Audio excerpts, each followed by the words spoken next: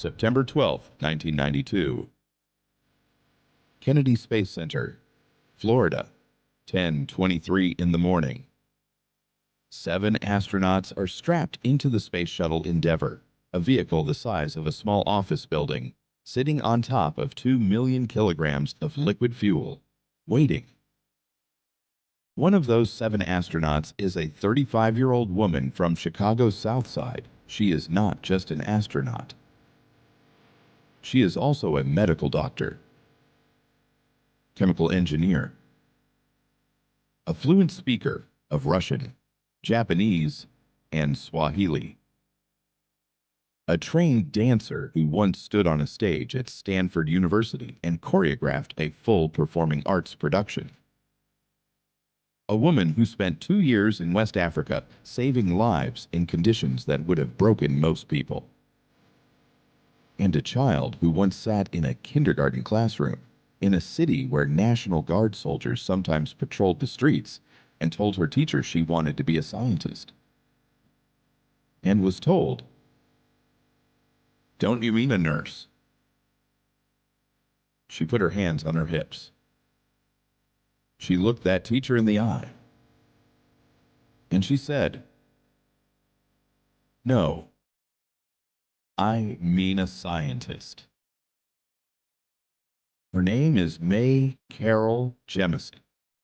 And on September 12, 1992, when the engines of Endeavour ignited and 750,000 kilograms of thrust pushed that shuttle off the Earth, she became the first African-American woman in the history of our species to leave this planet.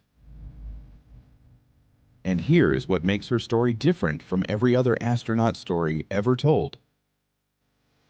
Mae Jemison didn't just want to go to space. She wanted to be a scientist and a dancer, an engineer and a doctor, an astronaut and a humanitarian working in the poorest corners of the world. She was told over and over to pick one, to narrow down, to be realistic. She refused. Every single time. This is that story. From Decatur, Alabama, to the south side of Chicago, to Stanford, to Cornell Medical School, to West Africa, to the vacuum of space, and back again.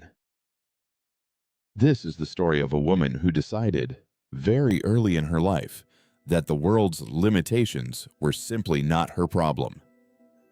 October 17, 1956. Decatur, Alabama. May Carol Jemison entered the world as the youngest of 3 children, born to Charlie Jemison, a maintenance worker and carpenter, and Dorothy Jemison, an elementary school teacher of English and mathematics. It was 1956 in Alabama, which meant it was the American South at the height of the Civil Rights era, just 2 years after the Supreme Court declared school segregation unconstitutional in a state that was fighting that decision with everything it had. Dorothy Jemison looked at her 3 children and at the South and made a decision. When May was 3 years old, the family packed up and moved north to Chicago, Illinois. Chicago in the late 1950s was a city of extraordinary energy and extraordinary contradiction. It was the beating heart of Black American culture, jazz and blues clubs, and newspapers and universities. It was home to the South Side, one of the largest and most vibrant Black communities in the country. A place where Black Americans had built something extraordinary against the odds of segregation. But it was also a city of deep inequality, of housing discrimination, of neighborhoods where the National Guard sometimes patrolled the streets, of schools that were underfunded and overcrowded, of a world that had decided what a Black child from the South Side could reasonably aspire to be. The Jemisons settled first in the Woodlawn neighborhood, then moved to Morgan Park on the South Side. Dorothy Jemison taught at Beethoven Elementary School in Chicago's public system for more than 25 years. She came home from teaching other people's children, and she taught her own. Charlie Jemison took his children to the Museum of Science and Industry, to the Field Museum of Natural History, to the Adler Planetarium, where May would stand in the dark and look up at the projected night sky, at the stars as seen from the southern hemisphere, at what the sky looked like thousands of years ago. And something in her responded, not just with wonder, but with a deep, calm certainty. She told people she was going to go to space. She said it simply, the way a child says they will become a firefighter or a teacher, except Mae Jemison said it at an age when the astronaut corps was entirely white and entirely male. And she said it anyway. "I always assumed I would go into space, Jackie," she recalled years later, and that's despite the fact that there were no women, and it was all white males. And, in fact, I thought that was one of the dumbest things in the world. She didn't say it with bitterness. She said it with impatience, as though the world was simply behind schedule. As soon as Mae Jemison learned to read, she went to the library, not for storybooks, for science books. Books about evolution, about dinosaurs, about the mechanics of the human body, about the physics of stars and planets, about how the universe worked and why things were the way they were. She was not just curious. She was hungry. The kind of intellectual hunger that doesn't wait for school to provide what it needs, that goes looking on its own, in libraries, in museums, in conversations with anyone who would engage seriously with a child who asked serious questions. When she was 8 years old, her mother enrolled her in beginner ballet at the Sadie Bruce Dance Academy. Now, here's the moment where most stories about Mae Jemison would draw a distinction. Here is where most tellings would say, she was a scientist and also happened to like dance, as though the two things lived in separate rooms in her mind. But Mae Jemison has always insisted that is wrong. She didn't see dance and science as opposites, as a left brain and a right brain, as two different kinds of people. She saw them as the same thing. Both required observation of how bodies move, of how forces act, of how pattern and structure create something larger than themselves. Both require discipline, the kind that shows up every single day, whether you feel like it or not, and does the work. Both required creativity, the ability to see beyond what exists toward what could exist. She continued dancing throughout her childhood, modern, jazz, Haitian, African, Brazilian, taking classes at the Jane Addams Hull House Community Center while simultaneously excelling at every science she touched. At Morgan Park High School, she investigated sickle cell anemia for a science fair project and was so thorough that the chief lab technician at Cook County Hospital took her on as a mentee. She won the citywide science competition. She was on the honor roll every semester. She graduated at the age of 16, younger than almost every one of her classmates, with a scholarship to Stanford University in California. 16 years old. Going to Stanford with a National Achievement Scholarship. And she nearly didn't go because she was afraid she wasn't ready.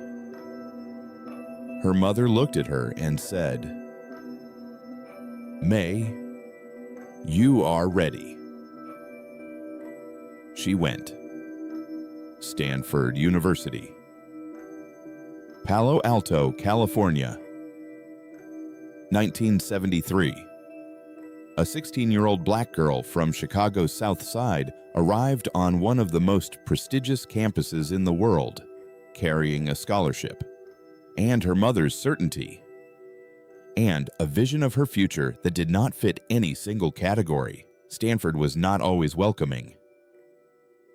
Mae Jemison later described professors who treated her not based on her intelligence, but on their assumptions about what a young black woman could accomplish. Some dismissed her questions. Some seemed surprised she was there at all. She did not accept that.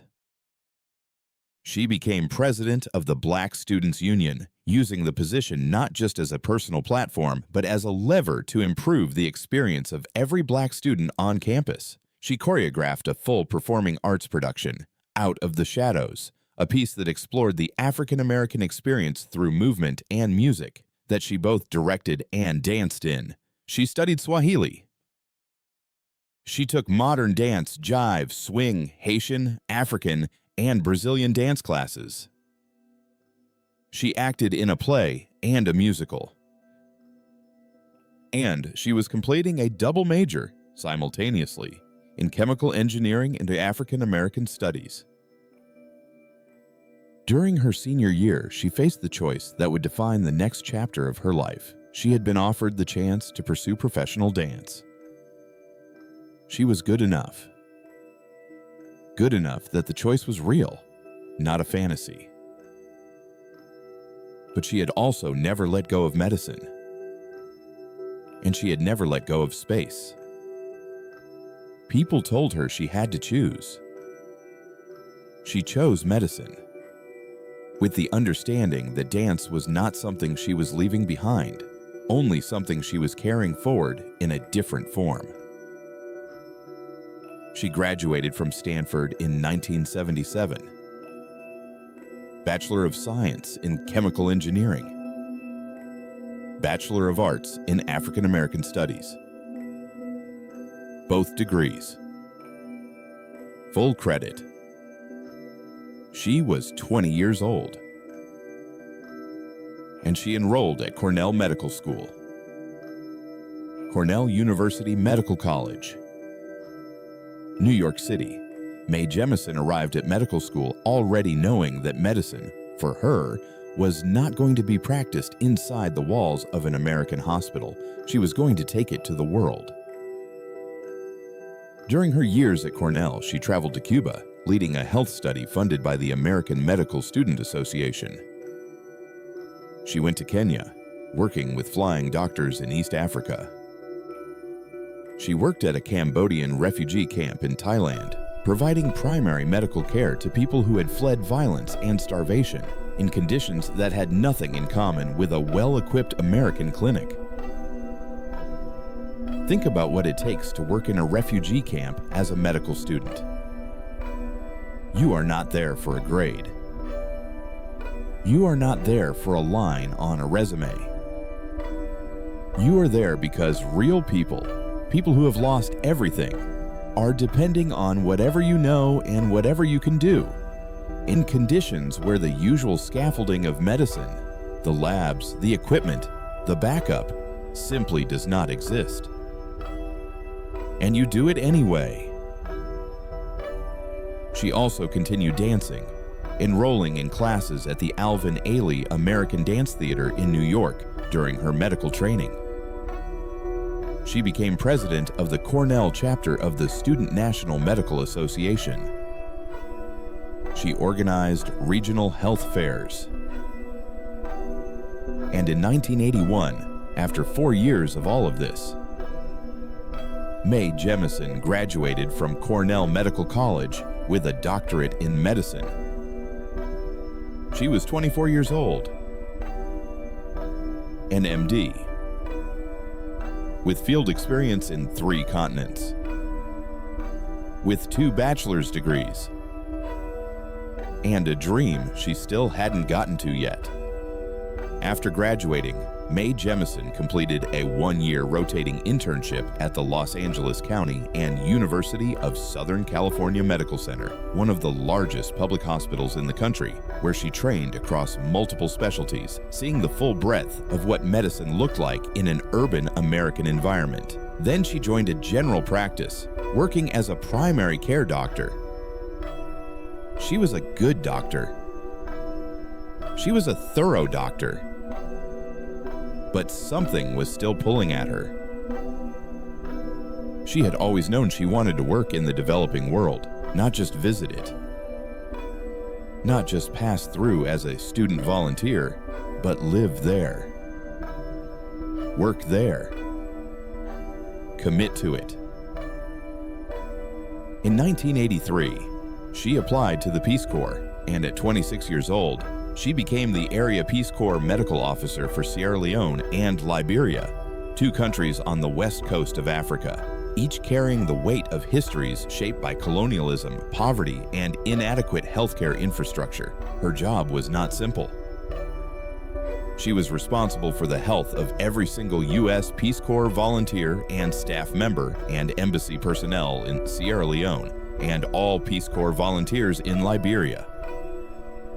She managed a medical office, a laboratory, a pharmacy, and a team of medical staff, while also serving as the primary care doctor for more than 600 people across two countries, on call 24 hours a day, 7 days a week, for 2.5 years. She described the experience in her own words. In a place that could be so unforgiving of mistakes, I gained flexibility, knowledge, interpersonal relationship skills, and an appreciation of the challenges life poses to so many people on this planet. And there were moments, real, life or death moments, that tested everything she had. Within the first 2 weeks of arriving in Sierra Leone, a Peace Corps volunteer fell dangerously ill. Another doctor had diagnosed malaria. The volunteer was put on treatment. But after 24 hours, it wasn't working. He was getting worse. Mae Jemison examined the man herself. In the dark, after a power failure in the hospital, using a flashlight, rummaging through the medical unit's supplies, and she was not satisfied with the malaria diagnosis. She believed it was meningitis, with life-threatening complications that could not be successfully treated in Sierra Leone. So, she made a call. At 2 o'clock in the morning, she ordered a military medical evacuation. An Air Force hospital plane, based in Germany. Just initiating the process cost $80,000. She made the call anyway. The man was flown to Germany. She was right. He survived. That is who Mae Jemison was.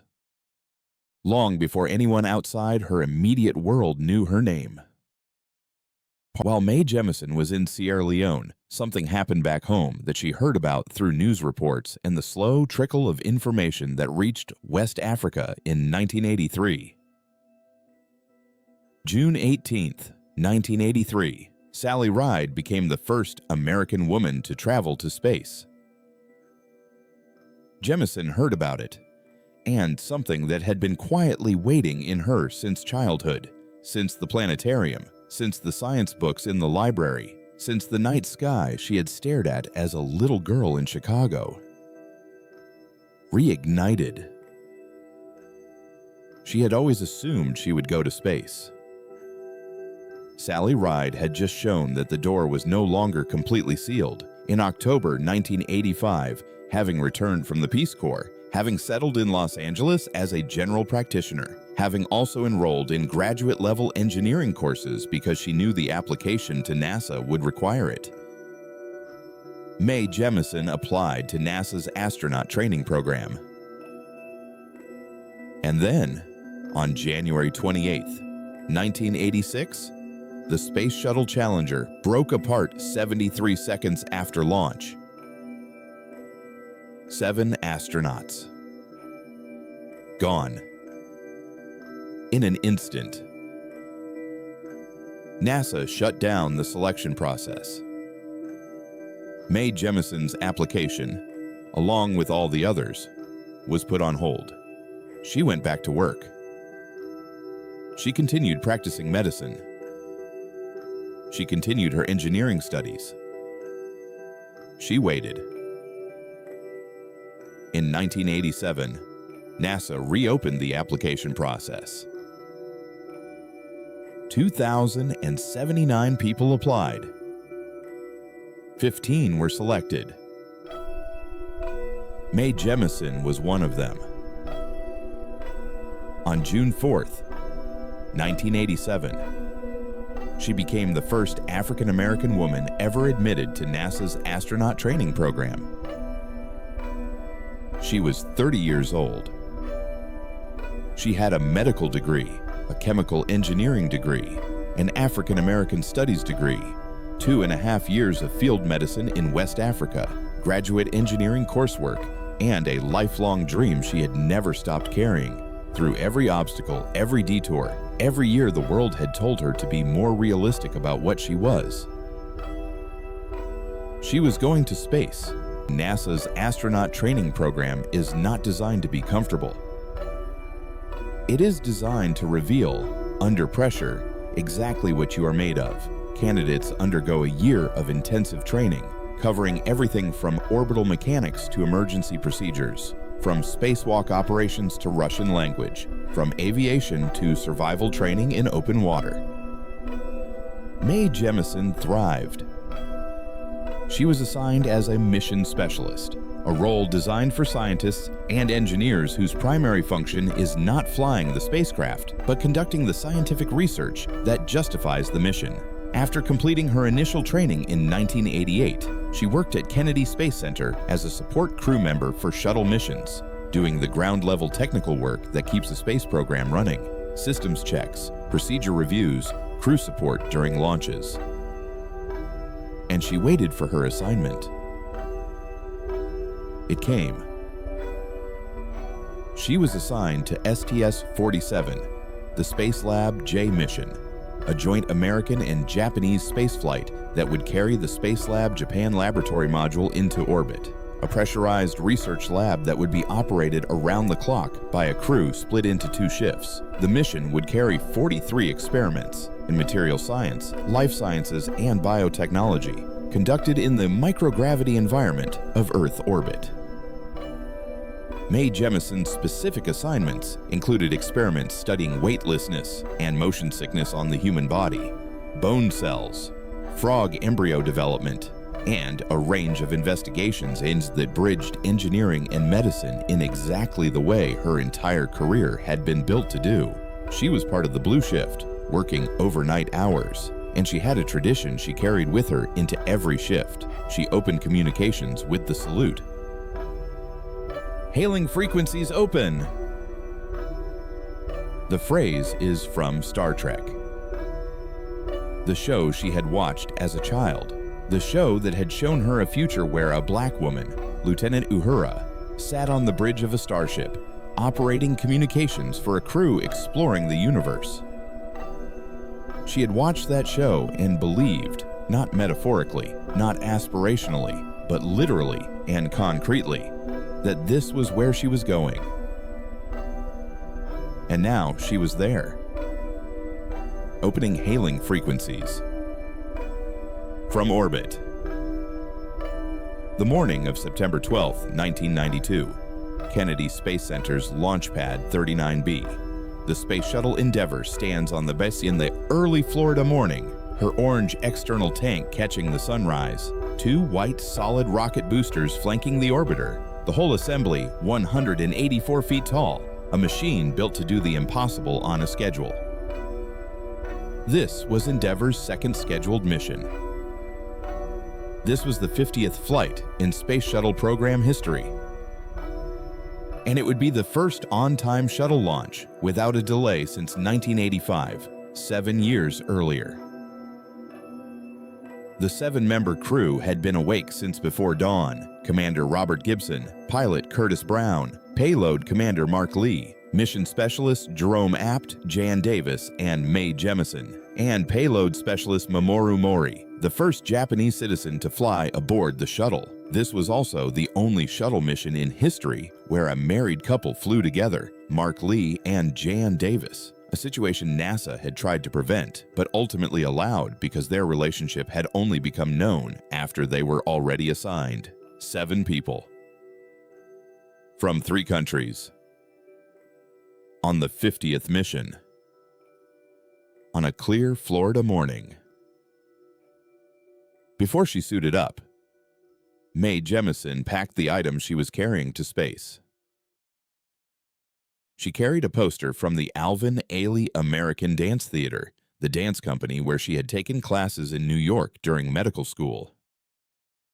She carried a West African statuette, a small carved figure that represented a connection to the continent where she had spent 2.5 years saving lives. And she carried a photograph.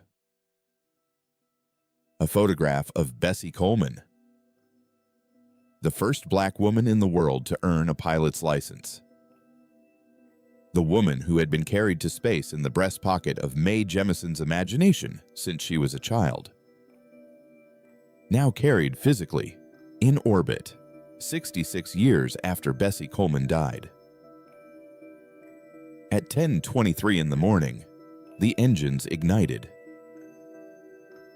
The sound alone, if you were standing close enough to feel it in your chest rather than simply hear it, was described by witnesses as less like a noise and more like the Earth itself clearing its throat.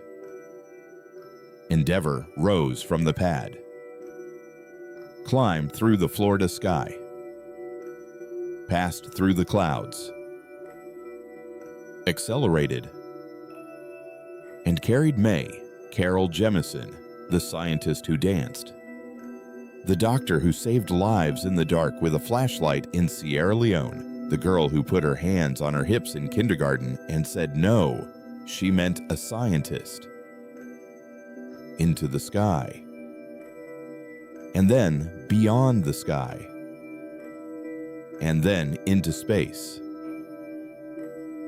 The Space Shuttle Endeavour reached an orbital altitude of approximately 166 nautical miles above the Earth for 8 days, from September 12th to September 20th, 1992. Mae Jemison lived and worked in the Spacelab Japan Laboratory Module, a pressurized cylinder attached to the shuttle's payload bay, conducting scientific experiments in conditions that cannot be replicated anywhere on the surface of this planet.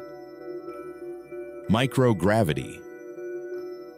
The state of apparent weightlessness experienced in orbit, where you and everything around you are in freefall together, and the sensation of weight simply disappears. Mae Jemison studied how the human body responds to this environment. She conducted experiments on herself, measuring her own physiological responses to weightlessness, contributing data that would help future space travelers understand and manage the effects of long-duration spaceflight on the human body. She studied motion sickness, one of the most common and debilitating conditions experienced by astronauts in the first days of spaceflight. She studied bone cells, examining how the skeleton responds when it no longer needs to resist gravity. She worked on frog embryo development, watching how the fundamental processes of life unfold differently in microgravity, in one of the stranger and more beautiful experiments of the mission. The crew was split into red and blue shifts, operating around the clock, so the Spacelab laboratory was never idle. On September 16th, midway through the mission, Mae Jemison spoke live from orbit to students at a Chicago elementary school at an event hosted by NASA and the Chicago Museum of Science and Industry. Think about what that was. A black woman from Chicago's South Side and in space, looking down at the curve of the Earth below her, speaking live to children in the city where she grew up, the city where National Guard soldiers had sometimes patrolled her neighborhood. Telling those children, by simply being there, that the ceiling they had been given was not real. In 190 hours, 30 minutes, and 23 seconds of spaceflight, Endeavour orbited the Earth 127 times. On September 20th, 1992, at 8:53 in the morning, Endeavour touched down on runway 33 at Kennedy Space Center. On time. On target. Mission complete. Mae Jemison stepped off that shuttle, carrying Bessie Coleman's photograph and a statuette from West Africa and a poster from the Alvin Ailey Dance Theater and 127 orbits of the Earth. Back onto the ground. Here is the thing that tells you everything about Mae Jemison. After becoming the first African-American woman to travel to space, after the press conferences and the awards and the recognition, she left. Not because she was done, but because she had more to do. And the next thing she wanted to do could not be done from inside NASA. In March 1993, 6 months after returning from space, Mae Jemison resigned from NASA. She was 36 years old. She founded the Jemison Group, a private technology company with a mission statement unlike anything in the typical corporate playbook: to research, develop, and implement advanced technologies suited to the social, political, cultural, and economic context of the individual, especially for the developing world. Not just technology. Technology that was actually useful to people in the places where technology was hardest to access. She worked on satellite-based telecommunication systems to improve healthcare delivery in West Africa. She worked on solar energy systems for developing countries. She founded Biosentient Corporation, a company developing wearable health monitoring equipment. She taught environmental studies at Dartmouth College for 7 years. She created the Earth We Share, an international science camp for students aged 12 to 16, focused on building science literacy and problem-solving skills in young people who might not otherwise have access to serious science education. She appeared in a 1993 episode of Star Trek: The Next Generation by personal invitation from LeVar Burton, becoming the first real astronaut to appear in the franchise that had first shown her, as a child, that a black woman could belong in the stars.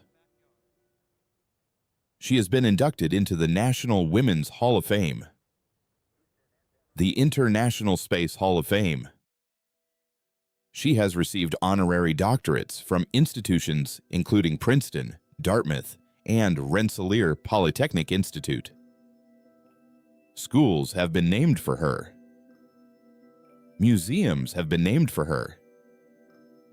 And in 2012, she was selected to lead the 100-Year Starship Project, a DARPA-funded initiative whose goal is, straightforwardly, to make human interstellar travel possible within the next 100 years. She is not trying to get to the moon. She is trying to get to another star. And based on everything this woman has done, I would not bet against her. I want to stay with something for a moment. Something that runs through Mae Jemison's story from the very beginning, and that I think is the most important thing she teaches us. Her kindergarten teacher asked the class what they wanted to be when they grew up. Mae said scientist. The teacher said, "Don't you mean a nurse?" Now, in the teacher's defense, she was probably trying to be helpful. She was looking at a little black girl in 1961 and trying to guide her towards something achievable, something realistic, something the world was more likely to allow. And she was wrong. Not because being a nurse is wrong, but because she looked at that child, and instead of seeing what that child actually was, she saw what the world had decided people like that child were allowed to become. And Mae Jemison, 5 years old, put her hands on her hips and said no. That refusal, that simple, clear 5-year-old refusal to accept the world's assessment of what she was permitted to aspire to, is the entire story. Not because she was exceptional from birth, but because she refused to be small. And then, for the next 30 years, she backed up that refusal with work. She studied when studying was hard She traveled when traveling was uncomfortable. She stayed in West Africa on call 24 hours a day when she could have been building a comfortable career in an American hospital. She took the engineering classes after medical school. She reapplied to NASA after Challenger, after the program was shut down, after the world reminded everyone how dangerous this dream could be. She kept dancing through medical school. She kept carrying Bessie Coleman's photograph. She never narrowed. She never simplified herself for the comfort of other people. She was a scientist and a dancer, an engineer and a doctor, an astronaut and a humanitarian, a person who went to space and a person who worked by flashlight in a hospital with no power in Sierra Leone. All of it, at once, without apology. Mae Jemison once said something that I have thought about for a very long time. She said, "When I'm asked about the relevance to Black people of what I do, I take that as an affront. It presupposes that Black people have never been involved in exploring the heavens, but this is not so." She was right. It is not so. It has never been so. And yet the story that gets told, the story of who belongs in science and medicine and space and exploration, has for too long been a story with too few faces. Mae Jemison changed that story. Not by asking permission, not by waiting for the story to change on its own, but by simply, with extraordinary preparation, extraordinary persistence, and an extraordinary refusal to be anyone other than exactly who she was, inserting herself into it. She carried Bessie Coleman to space in her pocket. And someone watching Mae Jemison launch, some child sitting in front of a television set in 1992, will one day carry Mae Jemison somewhere that none of us can yet imagine. That is how it works. That is how it has always worked. One person refuses the ceiling, and then another person, who needed to see that it was possible to refuse, refuses the next ceiling, and then another, and then another, until the ceilings run out. Whatever you are facing right now, whatever room you are in that doesn't seem to have been designed with you in mind, whatever teacher or employer or system has looked at you and seen someone smaller than you actually are, I want you to remember Mae Jemison in kindergarten. 5 years old, hands on her hips. No, I mean, a scientist. You are allowed to mean exactly what you mean. You are allowed to be exactly what you are. All of it. At once. The scientist and the dancer. The engineer and the dreamer. The person who serves others and the person who reaches for the stars. You do not have to choose. Mae Jemison didn't. And she went to space. On September 12th, 1992, when Endeavour cleared the launch pad, when the shuttle carrying Mae Carol Jemison rose through the Florida sky, the girl from Chicago's South Side, the girl the world had tried to make smaller, the girl who danced and studied and practiced medicine in the dark and came home and studied some more, went to space. And 2 days later, floating above the Earth at 166 nautical miles altitude, orbiting the planet at 17,000 miles per hour, she looked out the window of the Space Lab module, down at the curve of the blue and white world below her. And she thought of the Adler Planetarium, and the library on the south side, and her mother, and Bessie Coleman, Lieutenant Uhura, and a kindergarten teacher who had pointed her toward a smaller life, and who could not have imagined, on that ordinary classroom morning, that the little girl who said no was going to end up here,